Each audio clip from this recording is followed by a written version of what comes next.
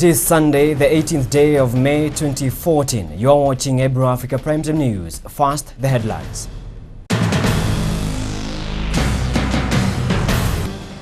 Many thanks for joining us. I'm Sam Gakunyi. In our top story, the Parliamentary Caucus on Human Rights here in Kenya is requesting the ambassadors and high commissioners of the United Kingdom, the USA, France and Australia to reconsider and withdraw the travel advisories they gave last week. According to the caucus, the envoys should instead be helping Kenya in fighting terrorism as opposed to what they call indirect morale boost of the terror groups perpetrating the attacks. West African leaders meeting in France vowed to wage total war on Boko Haram, saying the Nigerian group, which has kidnapped more than 200 female school students, is no longer a local threat but has become West Africa's Al-Qaeda. Dozens of Nigerians have gathered at a popular intersection for a sit-in protest in the capital of Abuja. They were protesting against last month's abduction of more than 200 girls by Boko Haram militants. The protesters expressed their frustration about lack of information on the rescue operation. Moving on, voters in Guinea-Bissau began casting their ballots today in a presidential runoff election meant to draw a line under a 2012 military coup. Already marred by poverty, the West African nation has been stagnating since 2012 under the rule of a transitional government backed by its all-powerful military.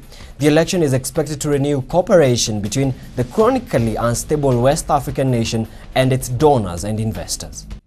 Still staying with elections, having just completed only 2 years in presidency as Africa's second female president, Joyce Banda is viewed as the possible favorite to be running to maintain the top seat against her closest rival and brother of her predecessor Peter Mutharika during the country's 5th general elections on Tuesday. What seems as a slow but safe crawl to desired democracy that failed to take hold after the toppling of former President Muammar Gaddafi, voters in Libya's capital Tripoli cast their ballots Saturday to elect 4 new municipal councils as part of a gradual electoral process. The husband of a Sudanese woman who was sentenced to death on Saturday said that he would appeal against the ruling. Mariam Yahya Ibrahim, who was charged with adultery for marrying a Christian man, has been ordered to abandon the Christian faith and return to Islam.